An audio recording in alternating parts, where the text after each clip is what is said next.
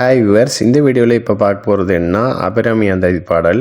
இந்த பாடலை தினமும் படிக்கிறதுனால துர்மரணம் வராமல் இருக்கும். இப்போ இந்த பாடலை பார்ப்போம். ஆசை கடலில் அகப்பட்டு அருளற்ற அந்தகன் கை பாசத்தில் அல்லல் பட இருந்தேனை நின் பாதம் என்னும் பாசகமலம் தலைமேல் வலிய வைத்து ஆண்டு கொண்ட நேசத்தை என் சொல்லுவேன் ஈசர் பாகத்து நேரிலேயே.